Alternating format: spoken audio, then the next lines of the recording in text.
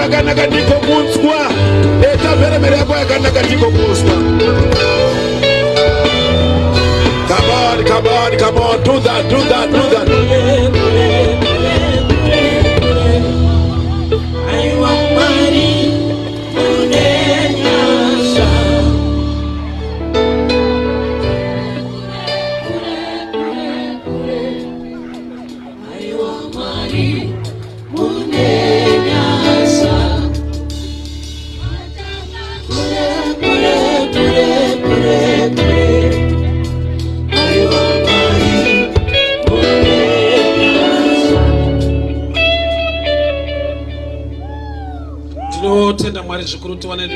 Thank you so much. God bless you.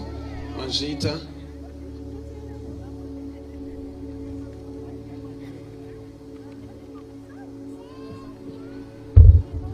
Mwari ndi mwari wakanaka. Regai kukwasei mandirana amadzangu mstara mambo Jesu. Amen. Ndinotenda mwari nekuda kwemusangano watinawo titinzwe kutaura kwawo muupenyu wedu. Regai ndipe rukudzo nekuremekedza kubva kuna baba vedu namama overseer, all pastors in the house, utungamiriri wese, board of elders, muzita ra Jesu Kristu Nazareta. Amen.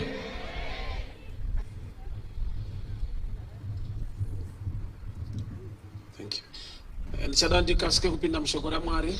Ndichada ndiverenge kubva kubhuku ya John chapter 2. John chapter 2 from verse 1. John chapter 2 from verse 1. And the 30th day there was a wedding in Cana of Galilee, and the mother of Jesus was there. Both Jesus was called and his disciples to the wedding. And when they ran out of wine, the mother said unto Jesus, "They have no wine." Jesus said unto her, "Woman, what have I to do with thee? My hour is not yet come." His mother said unto the servants, "Whatsoever he saith unto you, do it." And they were set the 6 water pots of stone after the manner of purifying of the Jews, containing 2 or 3 firkins apiece. And Jesus said unto them, "Fill the water pots with water." And when they had filled them to the brim, and he said unto them, "Draw out now, bear unto the governor of the feast," and they bare it. And the ruler of the feast tasted the water that was made into wine, and he knew not whence it came from, but the servants knew. Mwari vakudzwe nekuda kushoko randinamati. Baba takutendai manera anotaura kuupenyu hwedu. Shoko renyu rinotitsira kutidzidzisa nekutigonesa. Mbiri yenyu ikudzwe nekuremekedzwa muzita raJesu. Amen. Kune mhuri yakafunga kuronga muchato. Ndokuronga ndingati magesi, vanhu vakokwa kuti vauye pamuchato. Chimwe chinhu chavakagonawo vakakoka Jesu kuti ave pamuchato. But regai nditange kumakira mhuri mistake yekutanga. Vakakoka Jesu kumuchato, havana kunge vamboshedzawo Jesu mukuronga, but vakamukoka varonga muchato. Zvese zvavapo ndokubva vati guest chiuya. Nhamo ndeyekufananidzira Jesu nevamwe vanhu, nokuda kwekuti Jesu wakangova one of the invited guests. Havana kutanga vamushedza kuti Ishe tichada kuronga muchato, vakamushedza pamuchato wakarongwa kare. Nhamo irimo muupenyu ndeyekumuda kuti agadzirise dambudziko, kwete kumuda kuti ave muvambi nemukwanisi weupenyu hwemunhu.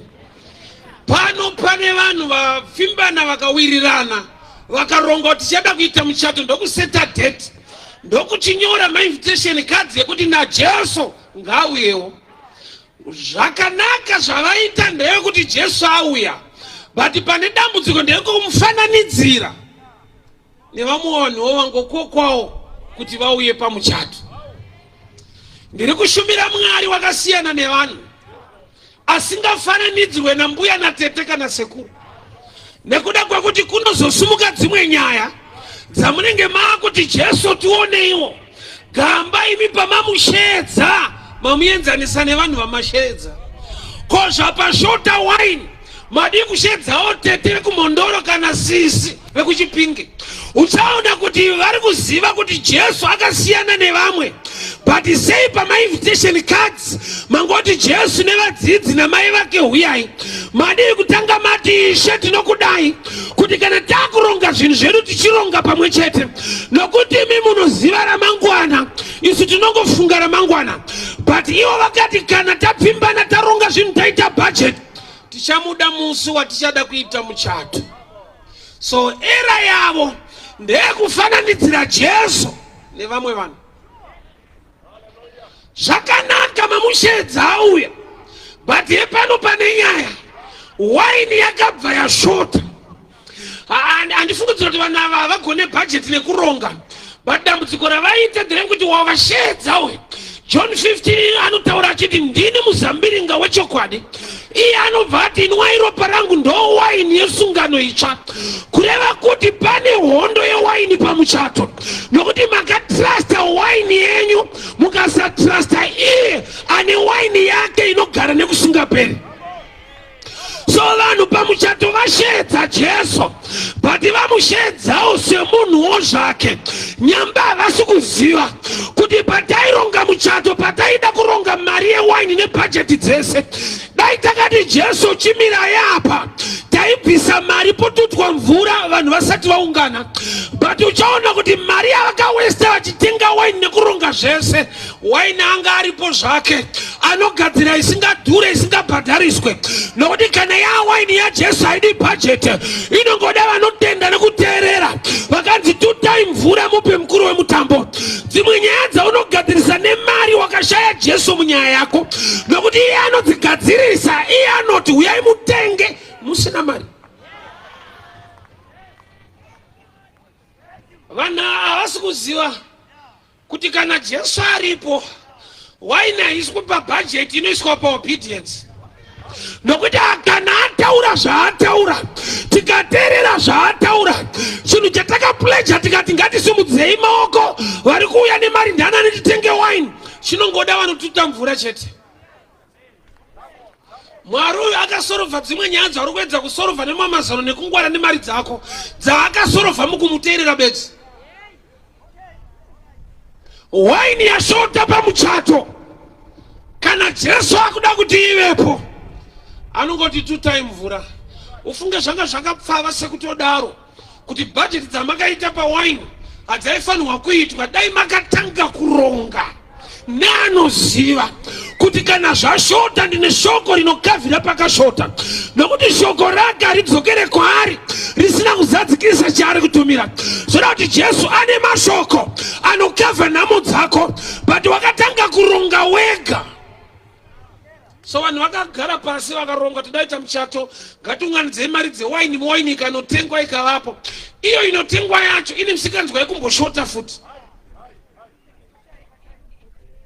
So waini yakashayikwa pamuchato, vachati varipo, vanhu vari kupembera vari kufara, mumwe pakati imbondishitsiwa imwe kapu zvikanzi waini hapasina. Kana waini yashota, madi kudzokera paodha yemazuva ese yekuronga bhajeti nekupledja titenge imwe waini. Gamba vanhu vaJesu vanenge vanomuziva zvavo, nyange vamufananidza navamwe vanhu, nokuti hakuna muchato unobvunzwa guest kuti toita sei, nokuti kana watokokwa varidzi ndo vanoronga nekuita zvinhu zvavo. Ndakanzwa kuti vakabva vatanga kutsvaka pana Jesu nokuti yashota. Itaipi inodira Jesu kana zvinhu zvashota haimude pakuvamba nekutanga zvinhu. Unotsvaga mari yako, unoodha zvinhu zvako, kana zvaregera kufamba oti dai baba mandinamatira paprogramu yandinayo. Tine vanhu vekuti unombovimba nekungwara nekurongeka kwako, but kana nyaya yapisa una mwari waunoziva, but wadii kumuziva usati wandohodha, wadii kumutsvaka usati waronga programu yebusiness. Tine vanhu vaakuita business, kana raramba Jesu aplan B, anoudzwa kushota kwewaini, haashedzwa kuti mboronga naye. Uchaona kuti pamusina kushedza Jesu kuronga naye ndo pamakatanga kushotesa waini yenyu. Waini haina kushota musi wemuchato, yakashota pamakasiya waini wacho anova iye muzambiringa wechokwadi, iye anotime the true vine. Kurati kusamuziva kunoita kuti muite bhajeti ende dzisingakwani. Murume anonzi Jesu dai vakagara naye pasi vakuronga pamuchato vakanyora kuti wine woisa mari yacho kumberi. Jesu aiti dzimai pakanzi mari tichatuta mvura dzedu, but nokuti ashota zvinotodhura. Kwete kudhura beti zvinonyadzisa, nokuti vanhu kana vauya kuzofara pakamboita shortage vanokanganwa mafaro, utaura kuti vamwe vanhu ishungwa vana kurongeka. Muchato wepakana wakaita mbiri yeshortage. Handina kunzwa mafariro nemadhanzairo nevanhu, ndakanzwa kuti wine yakashota. Dambudziko rinenge rinozikanwa kudarika kubudirira.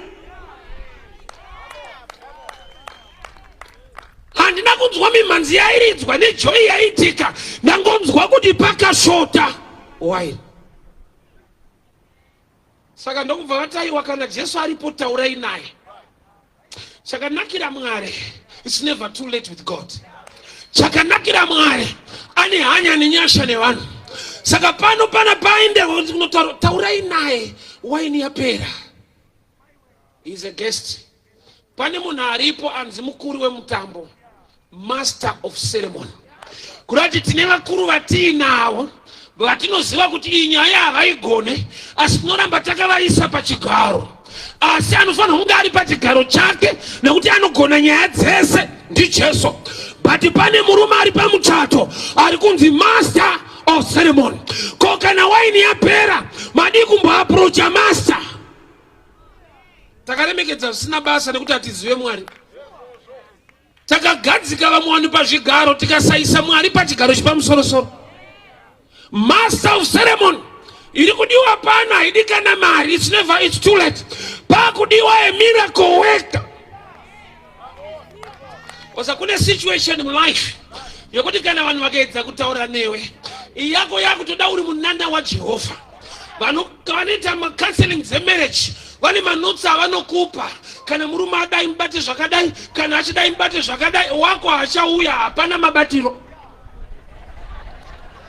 Kunzi anobikirwa ukaiudzwa unobikira aripo.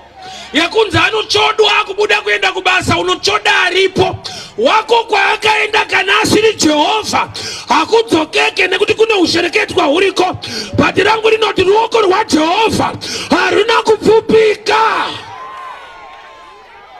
Pane inoda manotsi yakuti nekuti une masters, une zvaunoziva.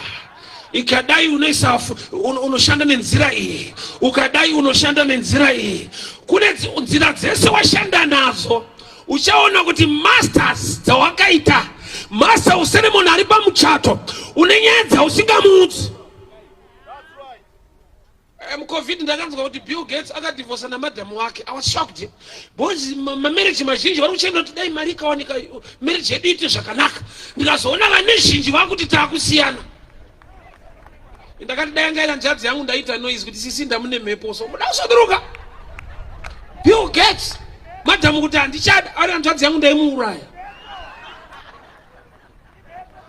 Breakthrough yamuda kuti izai.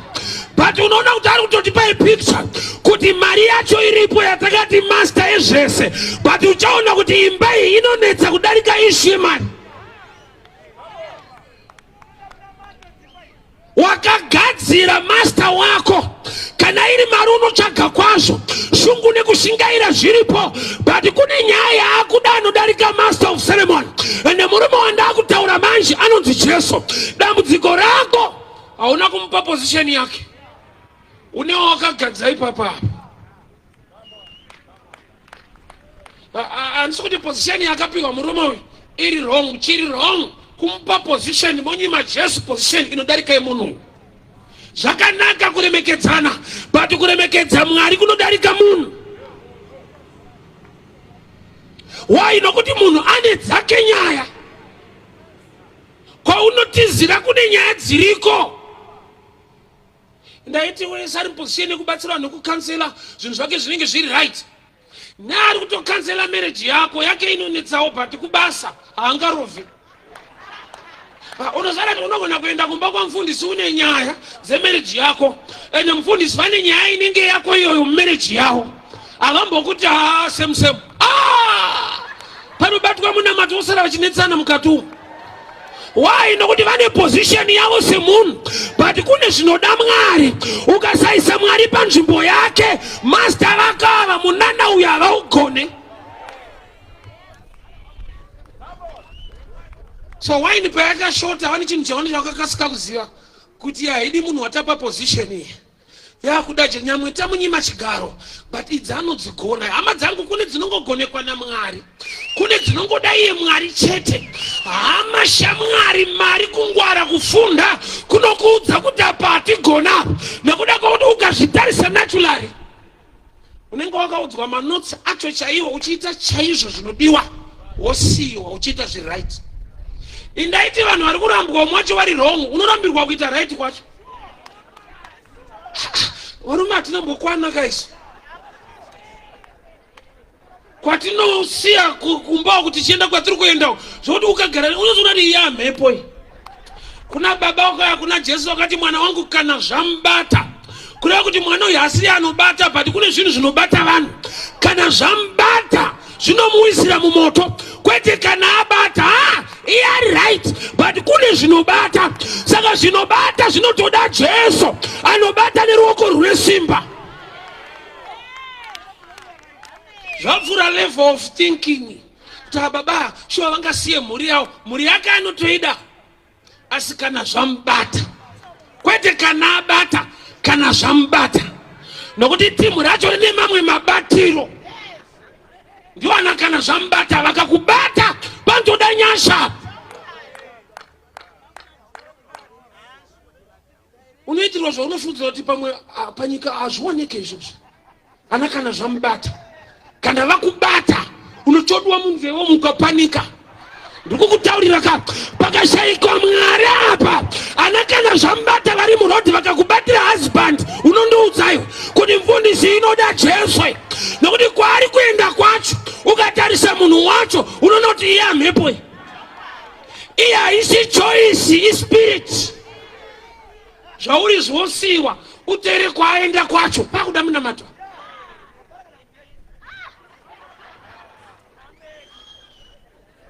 Indaiti vese vari kuenda panze vari kunofara ka, vamwe vari kunotamburira ikoko, kune mhepo mweya.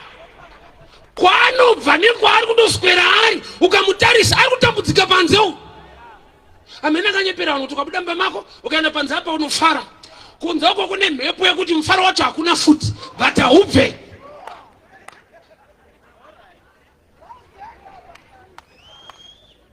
Pane shasha yapiwa position pamuchato, but kwasumuka dambudziko raasingakwanisi. Unozara basa radhokota ibasa rakanaka kwazvo, rina advantage one. Chiremba akarapa munhu akakundikana kuporesa munhu, munhu akafa, haatorerwe bepa rebasa, anoramba ari qualified doctor ane vanhu vari kufira maoko make. Hakuna chiremba akatorerwa mapepa kuti pahospital pano ivo vanotovaka mochari pahospital. Ivo vakafunda kurapa, vanotenderwa kuvaka pekuti panofira vanhu ipapo pachipatara, same chipatara. Saka mapepa ese ndeaya, ndeana masters aya, but kuna master kumusoro. Mwari vakakunyima nyasha dzavo, unonofira kwakanaka ikoko. Kune qualified ikoko, vane masters nemadegree avo, but nyasha dzekurarama dzikashayikwa. Wakanzwa one side rekuti kana warwara enda kuchipatara, hazvireva kuti unodzoka kungoenda kudzoka dzanyasha, vamwe vanonopfuririra. Every good hospital ine mochari, sign yekuti ndaana masters ave kufunda, but nyasha dzaMwari dzinodiwa kuti urarame. Shasha yapiwa position, but papera waini pane kuongorora kwaitika kuti kungowapa wedu zvigara, but iyi nyaya iyi iri kuda shasha.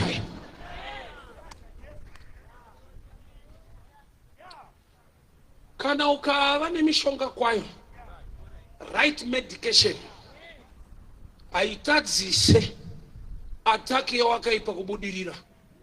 Hausati wanzwa here munhu anoendeswa kuchipatara, chiremba obva ati hapana chatiri kuona. Muchitaona munhu ari kutoenda kupera, kuonda, kufa, pachiremba achiti hapana. Iyo inonzi hapana iyi pakashayikwa Jesu, inouraya hapana iyi.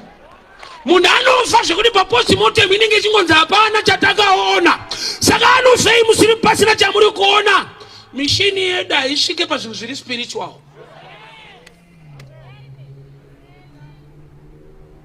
So pamuchato wepakana Jesu akakokwawo namai vake nevadzidzi. Ndokubva chaakanakira ukamukoka anouya, ukamuda hake Mwari uyu anouya. But hepano pane nyaya, waini yapera. Mai ndokubva vaenda vakati mwanangu kwapera waini. Ndokubva vanhu vakanetsika yechiroma yekutumba mai vacho, mai Maria ndimi mai vacho, taurai nemwana wenyu. Mai Maria ndokubva vaenda. Havana kudzoka nemhinduro yaJesu, nekuti mhinduro yavakapiwa haiunze waini. Nguva yangu haisati yakwana, mai muneineni apabude waini. Idzo mhinduro dzavakapiwa handidzo dzavakasvitsa kuvanhu. Rega mubatsire mumwe munhu mushumiri ari pano. Mwari vanokupa meseji kwete kuti uisvitse uzive masvitsiro. Haunambondinzwa iwe. Maria haana kuenda nemhinduro nezvaudzwa naJesu, nokuti zvaudzwa naJesu hazvipe vanhu waini. Imwe level yekukura kana uri mushumiri unopiwa meseji kwete yekusvitsa, yekuzotsvaga masvitsiro kuti pabude mhinduro.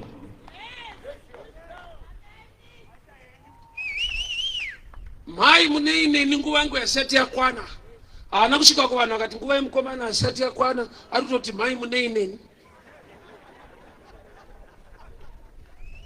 Vakataura zvaasina kuudzwa asi zvinoshanda.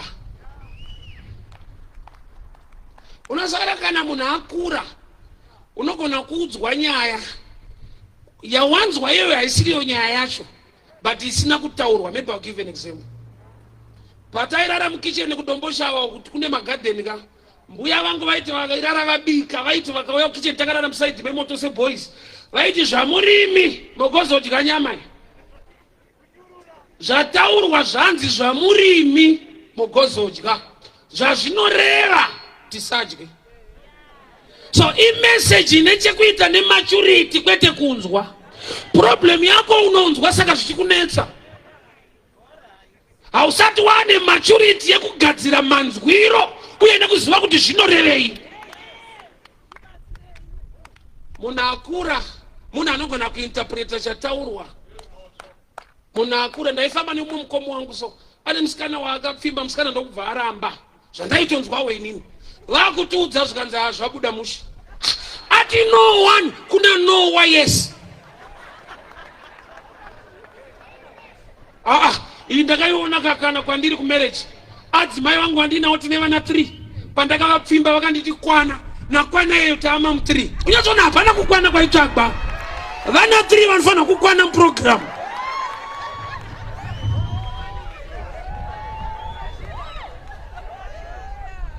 Message yamai yatakura kukura dhani zvavanzwa. Zvavanzwa zvigadzire wine. Saka vakaenda kuvanhu zvikanzi imimi do whatever he tells you to do. Zvazvinoreva ndokuti chirungu chedu downloadwa musha. Hazvireva kuti itai zvaataura. Pachinjanya nepekuti whatever itai chero zvaataura. Do whatever he tells you to do. Hazvireva kuti itai zvaataura, zvinoreva kuti itai chero zvaataura. Panoti chero pane nyaya. Panorevei? Panoreva kuti imi mune zvamunofunga nezvamunoda, but mutendere ataure zvaanofunga nezvaanoda kuti muone kuti hazvigadzire here zvamuri kuda. Whatever he tells you to do, do it. Itai chero zvaataura.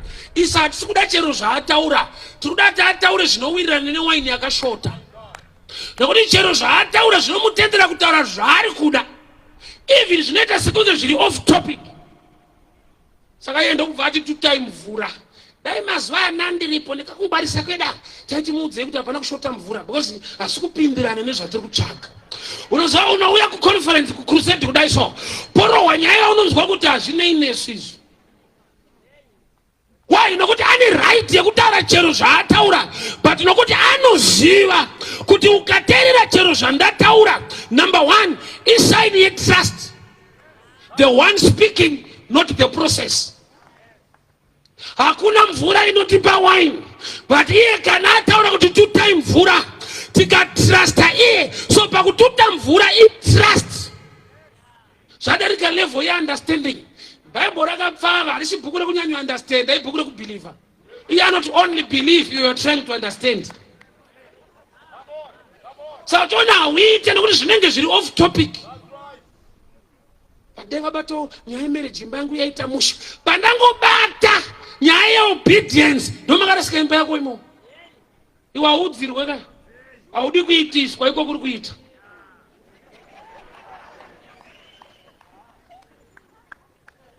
Do you know what ukaenda kubasa? Uchienda kunotsvaga basa pa interview. Vakabvunza experience. Mumwe munhu anonyora 2 years experience. 2 years idzodzo zvanga anga asiri kubhadharwa. Aitanga ari kushandiswa. But zvese izvo zvinoqualify panzvimbo inonzi experience. Problem yako hauna experience because haudi kuitiswa. Yeti kuitiswa kunokavha panoti experience. Hauna kuzvinzwa here. Vakati wakamboshanda basa here une experience here. Iyo basa rawakashanda wakariita iro riri kudiwa. But hauna experience. Why? Haudi kujairirwa. Shandiswa. Yeti kushandiswa kushanda. Vamwe vanhu vane experience vaishandiswa. Handi kushandiswa so. Haisi type yebasa rangu iri handirifarire. Sure wine nemvura zvipindirane. Basa rauri kuda netarget yawinayo hazvipindirane. Ko kana Mwari varimo munyaya yemvura uyu hapaite wine rapo. Problem yako une formula, una faith. Une zvawakatarisira kuti Mwari vaite kuti uwane zvainzwa. Vanhu vanofunga ramangwana, Mwari anoziva ramangwana. Vanhu vane masystems avo ekuti ukadai zvinofamba zvakadai, ukaita ichi zvinofamba. Ndine mafriends angu pataienda kuholiday so muna December tinoungana vanhu vadzira tese kumazuva. Saka kare pataienda tese vane zvavaibozi zvekusangana makambofunda mese, hausi ushamwari uri genuine. Kuda kuvhetana kuti waapati wamutatiri madofoka. Mauya ipapo ningotakurwa nelift nevamwe muchinyewa muchibatidzwa moto muchitsvagiswa zvakani because hamuna chamakabuda nacho. Dera ndakazoenda zvinhu zvaright. Vakatanga kusecha protocol dzacho kuti asi wakazonyora English. Ndikati handina saka kumutikari ndiyako uri kuti wakaimba kutauni zvakafamba sei? Isitiriwe mvura kati siwe magrapes. Vamwe vane wine yakabva kumagrapes. Yedu ndevhata sekuru ndenyasha. Mwari akataura shoko rake. Imwe shasha inotapirirwa newine. Iyo yange yakalodha mvura. Vane magrapes muchapopura mzambiringa yenyu. Ndichataura shoko rake. Kuti paakataura ndakateerera ikatapira. Saka wakazonyora English ndikati handina. Saka zvakazofamba sei? Ndikati iri rakatonyorwa iri kunzi anosumudza marombe kubva muguruva. Bozi mafe osa sati zvaita zvinhu zvese mulife zvine time. Unenge una Mwari but usina mari zvinoita. Unenge uina Mwari uchiroja zviri possible. Waina uri prodigal son paakaonekwa achiona baba wake vakamumhanyira. Havana kumhanya vaine chingwa, havana kumhanya vaine bhutsu kana garment kana ring. Zvinonzi aya mumba ndo paakapfekedzwa. Kurati baba pavakamumhanyira vakamubundira vakangomupa love not things. Saka aitozoti baba vanondida but handine nzara. So assurance here kuti Mwari vanokuda itende. There will come a time yekuti pane pauchasvika pekuti vanhu vakambokuona uchifamba usina bhutsu vachashama baba vakupfekedza. So challenge iripo dzimwe nguva ndeyekuda kutsvaga mavines acho magrapes acho ozosvinwa yozoita wine. Process iyoyo iri long pamuchato. Yakunyaya yakuda emergency. Process yekuti ndichanyora maths, ndichanyora geography, handisi kuti kufunda kwakaipa, but haufa kunyora kwacho haunete. Pawakabvira nemaths, maths dzokuuraya idzi, ndakazongokutipa dzinokukuvadza idzi. Aiwa miswa, maths inokukuvadza imiswa. Wakuda kumiswa.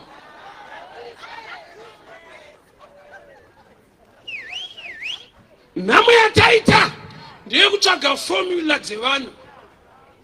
Kana Mwari akataura shoko unonzwa sekunge harisiriro nokuti haripindirane newaini yakashota. Pari kutaurwa nyaya yemvura. Saka tipi yaMaria ndeyekuti kudii? Whatever he tells you to do, do it. Chero zvaataura, kwete akataura zvamuri kuda, zvaada iye. Chero zvaataura ukazviteerera unosangana nechiri kushota mulife mako. Saulati pataurwe nyaya yako chaichayo nemo. Patakandobviswa zino, dentist kana waenda anoziva kuti problem yako izino kwete magums, but anobaya magums asinei nezino racho.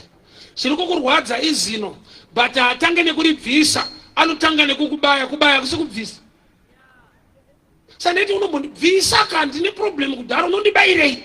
Ari kuti vakuru process iri pano ndeyekuti kana chiveve chapo rinobva zvakanaka, kubvisa tichabvisa but imbobayika. Sawa nikuchechi rinobaya varide vangoda I receive my car, I receive my house, I receive my breakthrough. Imbobayiwa neshoko mbichana. Aya magams ane problem aya. Akuda kuti munondo wevhangeri umbobaya. Nokuti kana rabaya zvakanaka Mwari anozvigadzika panaka. Saite tsika yako muno kunyika. Akada kuroora anouya kuchechi. Anti kune mabhebha right kuchechi. Tonotora kuchechi masista ari bo. Mwari anonamatirwa nasista vakatotendekawo. Atori shashi aneta nepower oyo zoipa musikana muno. Unopiwa type yako yakabvawo kunyika. Ikaenda kuchechi kunoroorwa. Munongotora naye muri same type. Munozviona maakumba takanyudzana apa. Tese takaendera vakadzi nevarume kuchechi. Jekiseni rekukubaya unakurida wakada kudzurwa zino rako.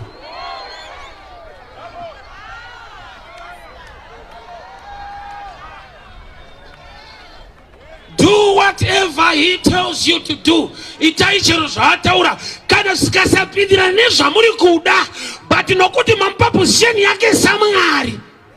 Tinofanira kuita zvinotaura Mwari.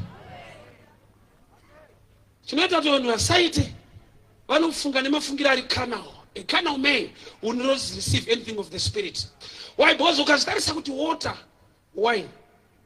Ana kudzwa mushi. Pashota wine, not water. And the wine in a taste, water is tasteless. So unenge uchicompare kuti zvibuda izvi, izvo zvoda izvo zvinobuda nepapi. Inzwaka kungwara nekuronga kwako akudarike uchenjeri waJehovha. Zvimwe zvinhu zvauri kutsvaga kumbuzoro umbutsvuka umbuda iso unoziva here kuti dambudziko. Sorry. Panozama machikiro awaita dai zvaishanda dai wakaenda.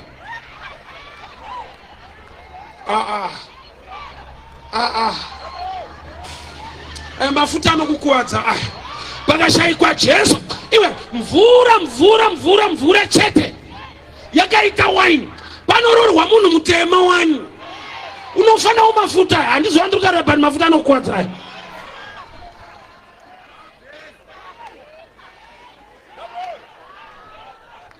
Kana kuna Jesu mvura ichiita wine, maresults ewine akabatika nevanhu vateerera kuti uta mvura. Maresults eshasha anogona kubata padofu rikateerera Jehovha.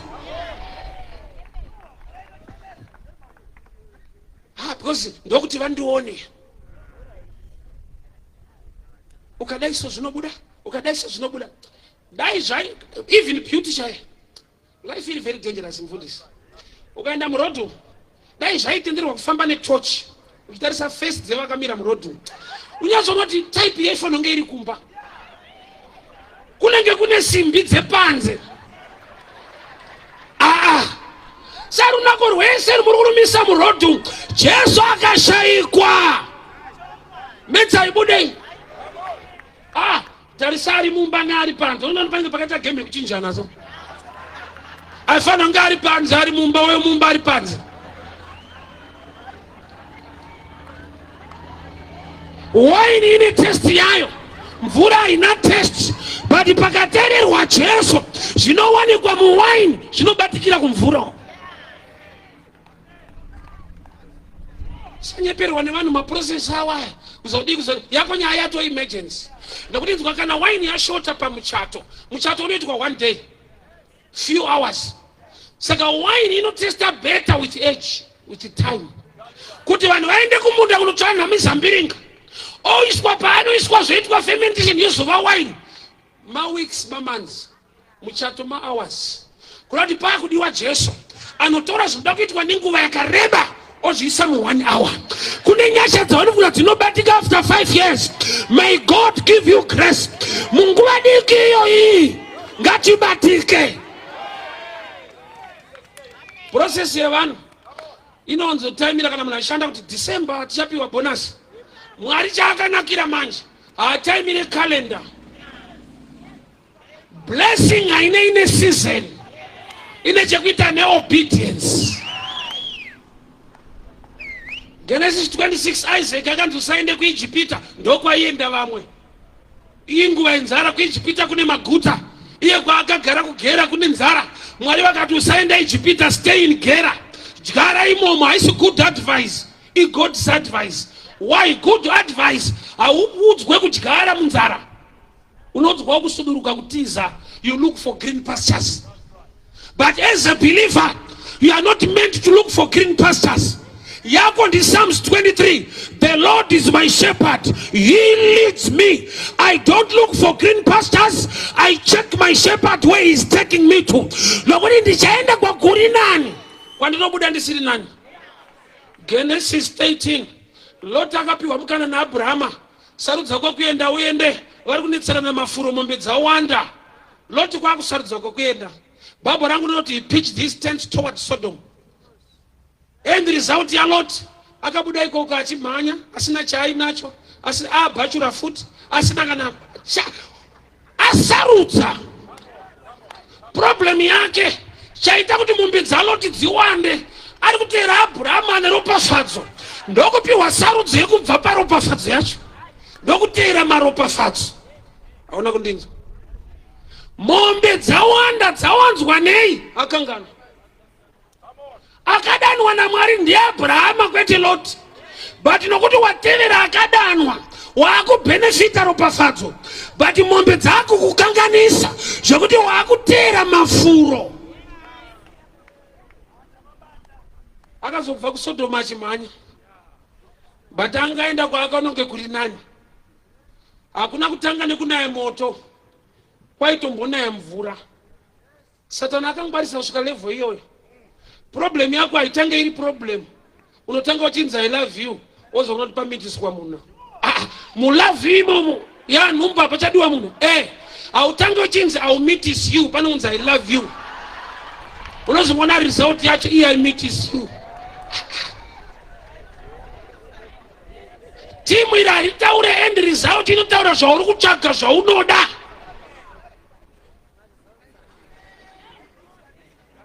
Foni akakutengera hana kukutengera foni. Akazvitengera nokuti ada kupota achikubata mufoni imomo. Akakubatisa foni yake kuti ubatike.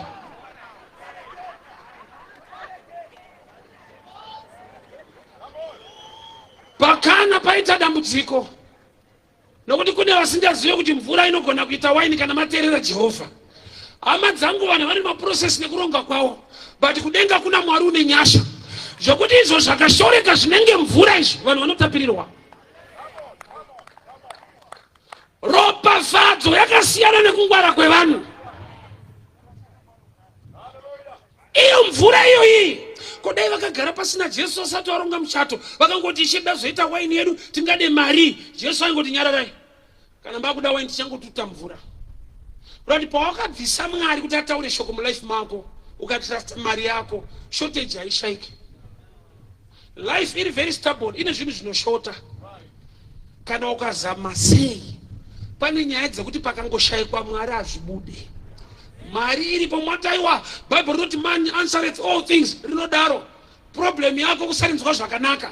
Kana richiti mari mhinduro pazvese chinonzi mhinduro chii? Yes, no. Maanswers futi.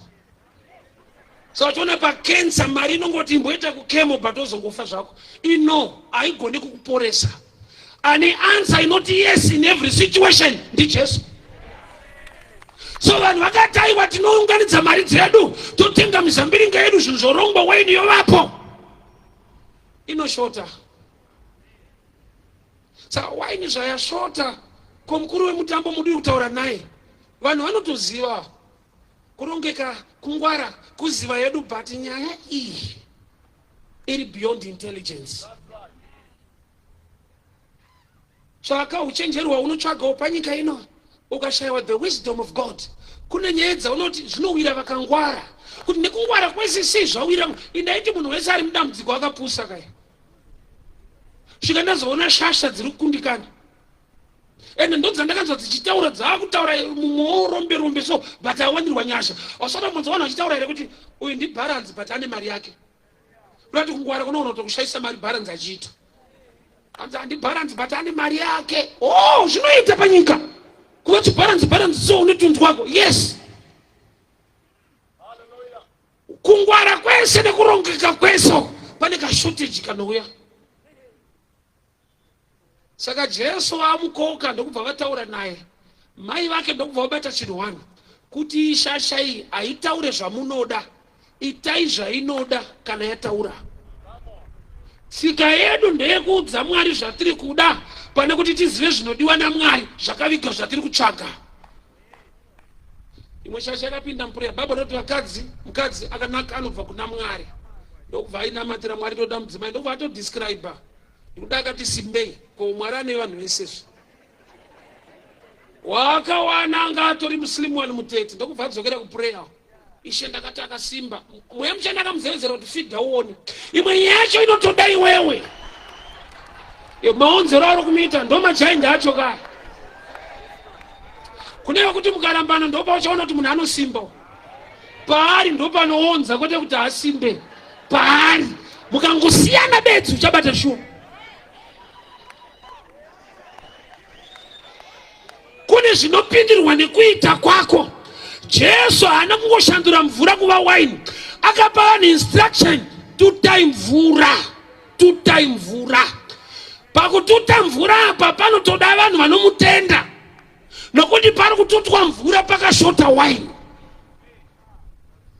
Some of my friends vakamboya kwandiri ndichiparidza 2006 kunonzi kuwadzana kuKwararo paRenkiso. Zikanzi yawatanga kai unofa nenzara. Uchadya Bhaibheri mira uone. Ende ndiri kudya zveshuwa, vaiprofita ndiri kudya. Why? Because kwavari vane process yeziya kwete obedience. Chavanofungidzira kuti chinoropafadza munhu. Rega ndimbokubatsira muchana. Munhu paakatukwa naMwari akanzi chibuda mugarden, kwawakuenda kushamira minzwa, and you eat out of sweat. Munhu ari kutukwa, you eat out of sweat. Ndo pakangonakira Mwari. Even wakatukwa unongochitodya zvako. Saka saini yekuti uri kudya zvinotaura kutukwa ka. Nokuti akatanga kutukwa akanzi uchadya cheziya iye achitukwa. Ani madyiro atiita andofunga zvine ropafadzo yaMwari. Unoona kutodya zvisina Mwari mukati. Kwawakuenda kuchamira minzwa, you eat out of sweat. Kureva kuti achiri mugarden asati atukwa, he was also eating, not out of sweat. Although he was working, he was eating out of obedience and grace. Aiterera Mwari, ndo zvaiva nekudya kwake mukuteerera mukuitira Mwari. Saka kwawakuenda kwakunzi your sweat ndo yaprocess ye-eating, not grace. Saka kune vari mulevel yaMwari yakuti even although he is sweating, haisi sweat yake yakumupa kudya, kushanda kuri normal kunodiwa, but rarama nenyasha. Uchadya cheziya, good statement. Iwa usikubuda ziya nekusadya kwacho. Ziya rako rinokupa rizoendera nekushanda kwako. Richaita. Why? Because riri muklasi yechituko. Nyaya hombe iropafadzo kana wateerera kutaura kwaMwari. Asamfundisi kuti tizashanda here, ndikuti shanda uri muna Mwari, mukuteerera Mwari urarame nenyasha nyange uchishanda. Nokuti salary out of grace is stress. Funga ya unotambira nemhuri yako, dai vaipa mari ngemhuri yauinayo zvazviri fair. Havana basa kuti une 6 unongopiwa 150 unyezondo vanhu vari rafa. Ndine mwana mukoma akashaika avawedzere futi. sweat kana isina grace is stress. Shanda, but put your trust in obedience. Varume tikatuta mvura kana Jesu asina kutaura hainake ende haichinje. But kana ari Mwari ataura tikatuta mvura panguva yekututa apa unombosekwa. But kana mkuru wemutambo anwa unopikwa. Ichasvika nguva yekuremekedzwa. But pane a process of time yekumbosekwa. Nyika ngaiseke asi kudenga kuna Mwari. Usatarisire vanhu kukubiga uchituta mvura. Bosi ichiri mvura. Katime kemvura takakararama tichiitutiswa. Yakashandurwa. Yakashandurwa zvekuti naiwo wakapedzisira kuti saka zvaitwa naMwari mukati nai. Wazana mutambo fika kuti uri wega ka. I remember ndichitanga ndiri muranda washe. Mazwano nda man of God. Nyasha baba. Ayawa inikai. Yawa inikai. Muranda washe muranda ne wakomana vaitanga vari ndikansela so. Haunoparidzire paroti hazvindaka zvinakurongeka vachida kuti ndikanzura chipo changu. Inoita wine. Ini wine ndakaiona. Takatuta mvura mastreet takatuta mvura. Hapana mamanza mvura. Ndoranzi GD6 nyowa mvura maplastic utore 50,000. Unazoona kuti wine iye yakubatika. But mazuva takatuta mvura taiva mabalance pameso evanhu. But izvezvi osakana zvanaka futi vanhu vanonoke kuchinja. Ndakazoona kuinbox kwangu nemunhu wandisingazivi kuFacebook. Hi handsome. Ndiri handsome nai. Ko yawaini kai. Usatambe newaini inotapira mani. Unonaka ndikukutaurira. Hi handsome 848. Pesa papa na iri bongo. Kana mvura uchiri kututa so. Akuna nbokuti continue. Keep it up tuta mvura. Why? Because paka shorter wine. And we are fetching water. That's encourage somebody panapa. Zvakataura Mwari nezviri kutaura Mwari ramba uchiita. Nyika ikuremekedze kana chisati chabatika. But Mwari vano respect your faith and your trust, obedience. Mvura iyi ikatutwa ndanzwa chiprofita chakuti wine iri kuzobatika. Ndiye wazuro nhasi namangwana wine yakabatika ende icharamba ichibatika nokuti haashanduke. Urati nyika yekuremekedzwa ichituta mvura. Nyika yekupika kuti tuta Yashua, itai makrusade hazve right, itai izvo. Ivave kunyika vasingazive Mwari waunoziva iwewe. Vakuremekedzwa zvichokwadi, hazvigone. You know Abraham, our father of faith, he was also a great secret keeper. Paakanzi naMwari uya nemwana kugomo undipe sechibayiro. Haisiro message yaakapa adzimai. Tata umbonocheka mukomana pagomo tiri kudzoka. Kana ndiwe inotambirika here? Audzwa ndiwe kwete Sara. Saka vanhu vasina kunzwa Mwari nekuziva Mwari usavatarisire kuwirirana nezvaunoita. Nemwana wacho akabvunza vakukidza gomo. Baba ndiri kuona banga riripo, moto uripo, chibayiro chiripi? Haana kuti chiri kutaura ndicho. Chinotiza.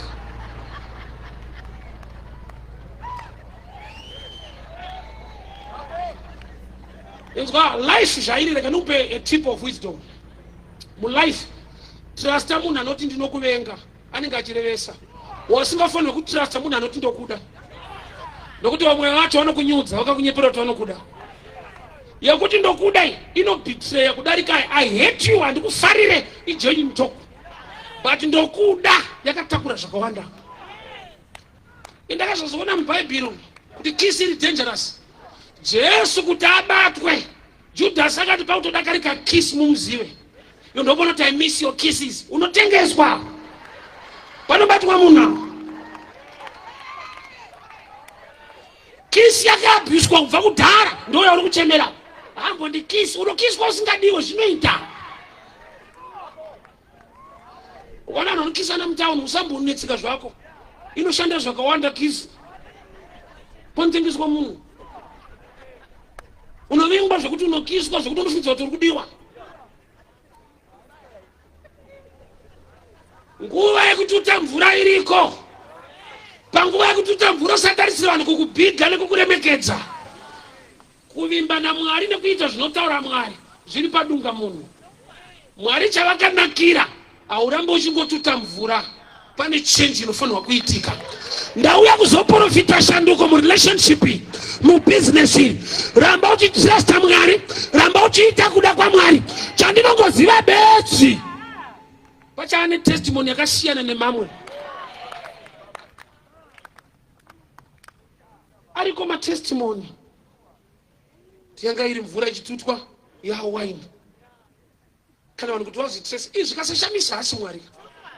ZvaMwari zvinofanirwa kushamisa. Formula yauri kushandira nayo haibudise result according to men yauri kutsvaga, but according to God he will turn water into wine. Because vanhu vacho havana mikana vari kutirongera, vakunyima mikana kudaro. Mwari une mikana nelife yako. Saka ini ndakakura nevabereki vaenda kuZayoja. Vainditi mwanangu, kana ukashaya mari yekupledza kuchechi uri mwana wechikoro, enda pachechi unoshanda. Usachirega chechi chihaya caretaker iwe uripo wakagara. Mwari anonamatwa uye nesimba rako. Simba. Mwari honors sweat labor. Mara unota mandikaite yose hatina mari, vanokusarudzana vane mari. Kutakura cheya hakudi mari, kunoda dedication, and God honors that. Uchitakura cheya uri kutakura zvinhu zvakakura muspirit. Avanga vasingatute mvura vaituta waini, nokuti kana iye ataura iye ndiye waini yacho. So kumeso kwevanhu vaituta mvura, so kumeso kwevanhu kunotenga uri kuti hazina basa, kunge uri kushandiswa. Usati vanhu vekunyika vanocomplaina ukaitira Mwari havatende kana Mwari akuitira. Ndikuti kudini? Havacomplaina kuti muri kuenda kuchechi muri kungonamatirwa. Vanoti muri kuenda kuchechi muri kunosiya mari. Kweye kunamatirwa siya vasingaitaure kwavari haina basa. Why do you complain? Muri kuenda kuchechi muchikomborerwa kwako muchinamatirwa ikoko, asi muri kuzviitirei? Vanoti aiwa muri kushandiswa. They see the natural, they don't see the spiritual. Iwo waiti vanhu vaituta mvura, imvura meso evanhu, nokuti Jesu wandinoziva, the I am that I am. Akaziva dambudziko rako, anoripedza nechinhu chaunofungidzira kuti hachishande. Chizviitire kuitiswa, kushandiswa, mashaya zvekuita here. Ngotsigira zvimaprogramu zvevanhu so vanoona munhu havaoni Mwari. Iwe unoziva kuti Mwari unoshanda nevanhu. Problem yako ndeyekuti uri kuteerera pfungwa dzavo. Jesu akabvunza vadzidzi, vanhu vanonditani? Ndokuzobvunza vadzidzi kuti ko imi munonditani? Kureva kuti kufunga kwemunhu anofamba naMwari ngakusiyane nekwemunhu wekunyika. Vane zvavanoona, but kune vanoona kuponeswa nenyasha. Remember one day ndafuna ndipa pashop kune mshasha yakandishedza zvanzi, what is your race? Ndoparidza musiti kuna festa. Saka dzinoparidza pana festa. Baba tinombovarairwa nemurume. Kuno noona munhu anotendedza vanhu. Baba tichishumira Kristu vanhu vachipona, kune vanenge vachitandara. Blazi dzinotanda dzine masasi. Baba muno unotokanganwa time yekubasa dzinovaraidza mani. So to some entertainment, to some empowerment.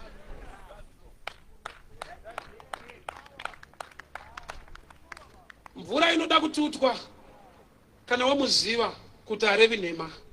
Hama dzangu mukatrasta kutaura kwevanhu vasingamuzive, nokuti Mwari yati kudi chero zvaataura itai, chero zvaataura. Saka mupacho haataure zvamunoda, haataure zvinodiwa nenyika. Anotaura zvaanoda kuti muite, nokuti anoziva kuti mhinduro yezvamuri kutsvaga yakavigwa mukuita zvaataura. Kune mukomana akatumwa kutsvaga madhoki nababa wake. Akadzoka azonzwa ari mambo. Haubude mumba uchinzi uri kunoitwa mambo. Unoshandiswa kunotsvaga dhongi rakaraswa nemumwe munhu. But Mwari vaine plan yemunhu anobvuma kutumika. Nhamo yawaita ndekuti uri kuda prayer, haudi instruction. Haudi kuudzwa zvekuita, ndinoda kutonamatirwa kuti zvauri kuda zviitike. Yeti imwe nyaya yacho Jesu Luke 17:11. Varume vave nemaperembudzi vakadanidzira mwanakomana waDhavhidhi nenzuro yengoni. Vane maperembudzi vari kuda healing, ngoni, nyasha, mercy. Jesu ndokubva avatuma. Havasi kuda kutuma, vada kupora. ndokubva vati go and show yourself to the priest. Bible robva rati vari munzira kuenda vakapora. Varume kuteerera kunogona kuporesa than kubatwa musoro. Vhesi iyo iyi hapana paunonzwa Jesu achiti receive your healing right now. Ukangotumika namusharukwa. Iwe excuse yekuti vasatumike iripo, vanorwara, havana simba. But kuziva kuti Mwari kana ataura handitarise zvandiri, ndinotarisa kwaari, author and finish of my faith. Kana ndatarisa kwaari ndikaita, vakapora muroad. And song yekuti I need your touch ndoidai. But munoziva kuti mukadzi ave the issue of blood, haana kuimba I need your touch. Akati I'm coming to touch. Ndiye akabata kwete kubatwa. Kubata futi kunoshanda. Bata muimba ya Mwari kunoshanda. Vazhinji tinoda kubatwa, gonawo kubata chaunobata muimba ya Jehovah. Unogona kusangana nezodzo. Mukadzi anga ane problem. Akabata. Issue of blood nyaya yake ikagadziriswa. Anointing inoziva dambudziko. Haana kutaura nemukombero wehanzi yaJesu. Akabata. Anointing knows where the problem is. Anointing yakafana nemapiritsi. Une headache ukanwa mapiritsi aende kumusoro anoenda mudumbu. Hauna need yekuvaudza kuti musaswere kuzasi kumusoro ndokwaita problem. Anoziva uchatanuirwa chii. Gumbo rine pain ukanwa mapain killer rinoziva kuti tata mudumbu hedu but nyaya iri kutsoka.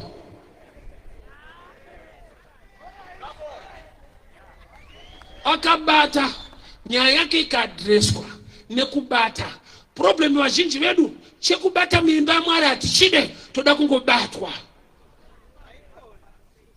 I need your touch once again. You must come and touch again and again.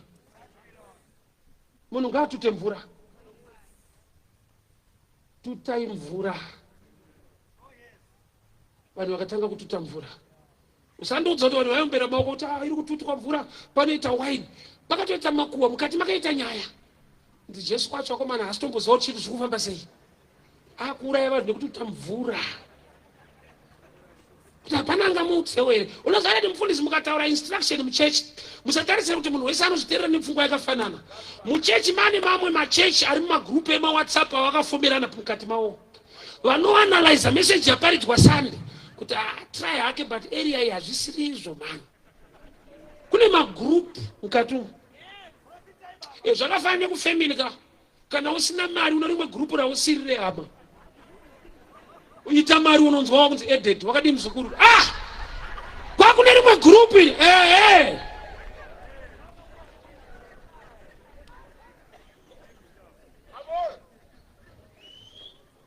Kututisana mvura ndokuitisana majewo. Chine basa rechi nicho chichi.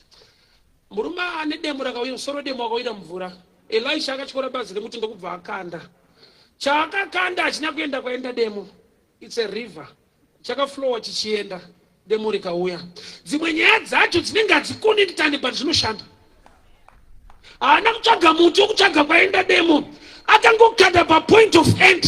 Rikatanga kuerera. Musoro wedemo ukauya pamusoro. Kune nyaya dzinenge dzinopesana dzinogadzirisa nyaya. Unotuta rini mvura? Pesi mauda kututa mvura unobvunza nekunyika inoita here kutaurwa chechi kwedu.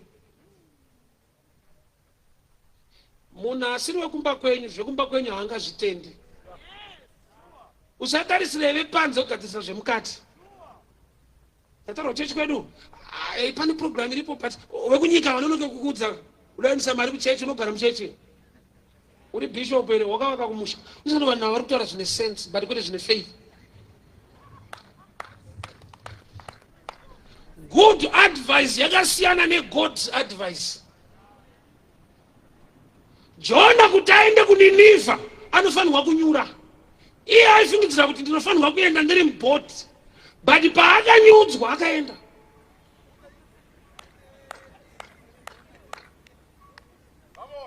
Iye kujoina mabhoti evanhu unorasiswa nawo. Mubhoti maiva comfortable achirasika. Mufisha munakidze unosvika. Nyaya unosvika here. Mufishi maiva murima ko. Hamuna chinodyiwa. kungoswera muri asikazivi zviri kufamba sei kuchitoendwa. Enda kubhoto kudhere vanhu kaunobhadhara mufishi mahara kurasika kunodhura.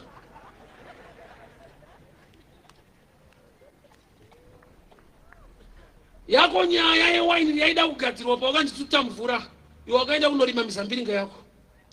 Pamazuva ano dai pakaitawo vanhu vakanokopa mavakiro, type yemitiro yashandiswa, voona ma-measurements, vonovaka yavo areka. Unoziva here kuti vainyura. Chakaita kuti areka yaduwe igone kuflota hasi ma-measurements in type of material. Rangu rinoti Noah found favor, not the ark, Noah. Akawanirwa nyasha munhu kwete areka. Saka iwe ukaivaka yakanaka usina nyasha unonyurira kugona ikoko. Wakanaka so uchisiyo zvonomusha kuti kwenda vakomana chanenge havaone vanoona but pane mweya unovarambidza. Areka ukangokopa zvese ukashayiwa nyasha saNoa unonyura neareka yakanaka. Kurongeka nekungwara kwese kwauinako sezvisingashandi pakashayikwa nyasha dzako ari palife yako apo. Kuvaka areka yakanaka akuite kuti usurvive flood. Pamahoro holiday vanotaura ka don't drink and drive. Unoita accident don't drink and drive. Pane vanofa vari sober havana yambiro yavo kungofa wakanyararira. Why? Kurarama inyasha ka unodhumwa neakanwa uri sober wofa uri correct. Saka yako yambiro vaifanira kuti kudii.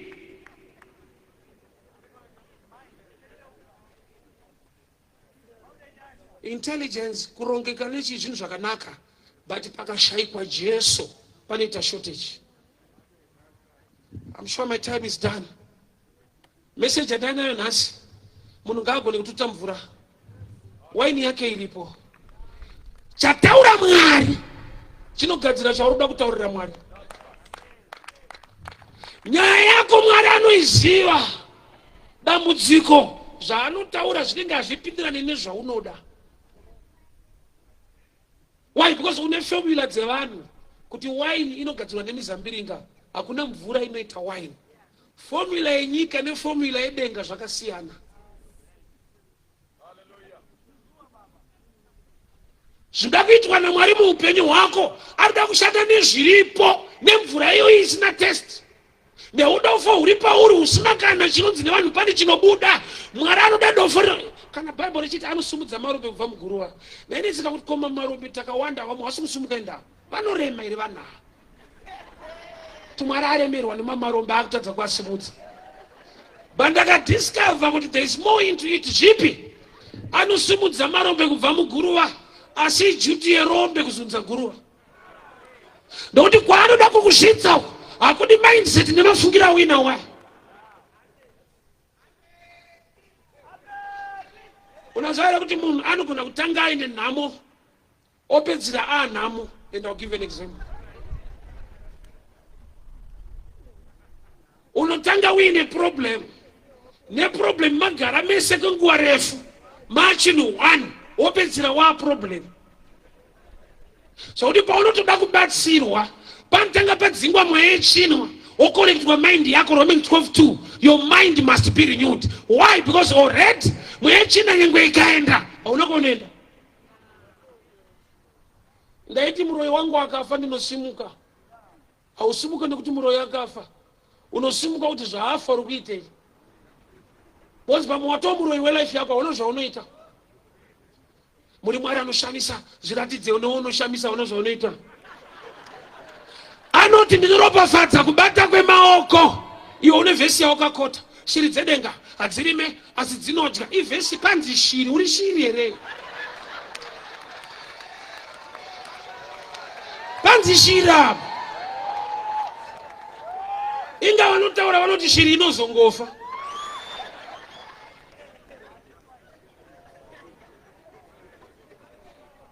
Maoko I can bring a turnaround into your life. Ukateerera Mwari mukuita.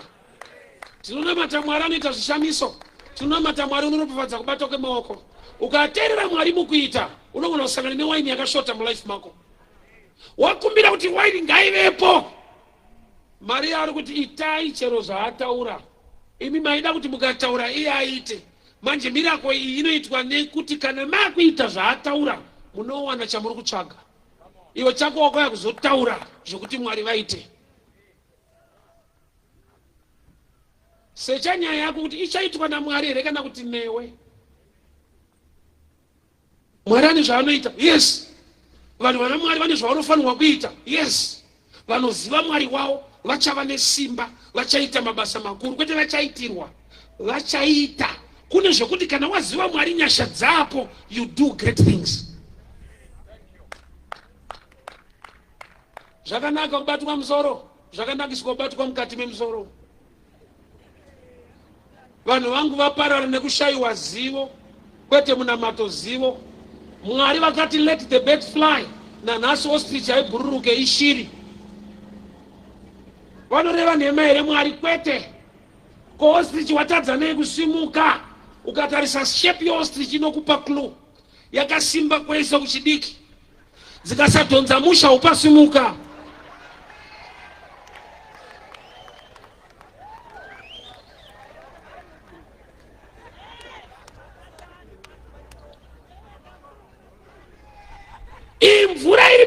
Mvura iyi kai zvanzi yanga iripo nekuda kwetsika dzemaJudha dzekugeza kuti vapinde mumutambo.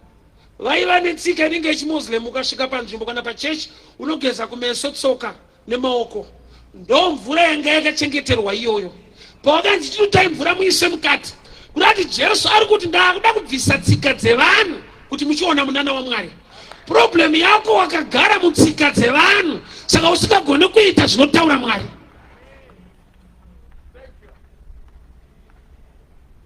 Tsika yevanhu inoti kudii? Nhamo imwe hairambirwe sadza. Saka ungapatsanye ipapo. Ungava intercessor iwewe. Iwe uri mutsika dzevanhu idzodzidzi. Dai Mwari atiwandira nyasha. Ndokumbira tusumuka ndinamati. My prayer ndeyekuti Mwari kana vakuti tita mvura, ita zvinotaura Mwari, usangane newaini yako. I'm a living testimony yemunhu akasangana newaini muupenyu. Mvura yatutwa for a long time. Vanhu vataura zvavanoda, vanhu vaseka, vataura zvavanofunga, but I testify the goodness of God. Handifunga kuti kune kukambani kwandaigona kuenda nongosvika ndopiwa 50,000. Bandakaipiwa ndakamira parod tichiparidza Kristu. Zvakandishoresa kwenguva refu, but mvura yaingotutwa. Usafunge kuti vanhu vaifara pandaituta mvura vainzwa tsitsi kuti ukushaya zvokuita kusarongeka. But waini inoita life yako, formula dzawakaudzwa dziye ndodziri kukumisa. Enda nei, ita mukona iyi, zivana namingi. Ukazivana nevese vari kumusoro, hausati watanga.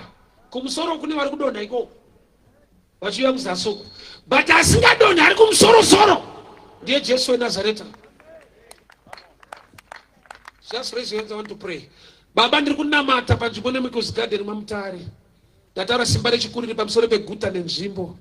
Vana venyu vari pano Mwari, zvakashota muupenyu hwavo munozviziva. Mukungwara nemukurongeka Mwari, pane zviri kushota mumarriage, mubusiness iri, mukereke iri, mubasa iri Mwari. Ndakumbira nyasha mutsvene, vapei favor. Pamvura iripo ngaishanduke, waini ngainwike, pamuchato ngapafarwe zvakare, marriage ndoada kudzorera mufaro, business ndoada kudzorera profit, chechi ndoada kudzorera growth. Mutsvene wakatendeka Mwari wenyasha, tinotaura kubatika kwewaini Mwari. Shandurai mvura iyi, shandurai situation yababa, situation yamai yavo ngaitapire, ngavazive kuti kudenga kuna Mwari. Nyasha dzenyu dzinogara nekusingaperi. We pray for a divine change in every situation. Inoita sekunge haigadzirike, asi nokuti tinotenda kwamuri Jehovha. Imi kana mataura tikaita tinosangana nezvatiri kuchemera. Tadzorera mbiri yose kwamuri muzita raJesu. Amen and amen. Ndinotenda zvikuru. Before you sing, kana tine hama pano asati apa upenyu hwake kuna Jesu, this is the hour, this is the time. Ndoda kuita munamato watinoti sinner's prayer, kumugamuchira sashe uye muponesi. haashedzwe zvashota, anoshedzwa kuti ufambe naye murwendo rweupenyu hwako. You can come kana uripo, ndinamate newe. You can sing for us. God bless you. Mwari vakuitire nyasha, ndidzorera nguva kune vandipa. Thank you. God bless you.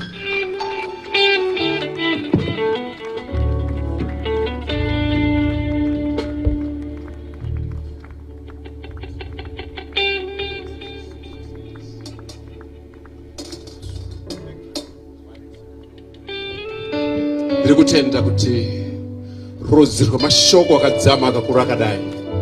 There is a brother or a sister, you want to give your life to Jesus today. Wherever you are standing, the biggest miracle is salvation. Munana mkurupones. Aroda kutendoka somzema uri papu. You want to give your life to Jesus? You want to give your life to Jesus? Yeah. Wasumzema wako wafamba mwenye kunukumete kuna matirei. Tendokupema announcements amwe. Fambai, just come. Just come here. Uye kunukumberi kuna matire. Yes, just come. Yes, just come. Yes, just come. Famba zvaku uya umire pamberi apa. Ndakakumirira famba. Uya hanzvadzi. Uya shamari yangu. Uya. Vari kufamba uchiuya uyai. I want to pray for you before we go. In Jesus' name. Famba kana uripo. Famba kana uripo. In Jesus' name. In Jesus' name. Listen. Tirutora mashako aya manero anu mangwana. We are here. 1 to 2. Evangelist Mparinga will be preaching here.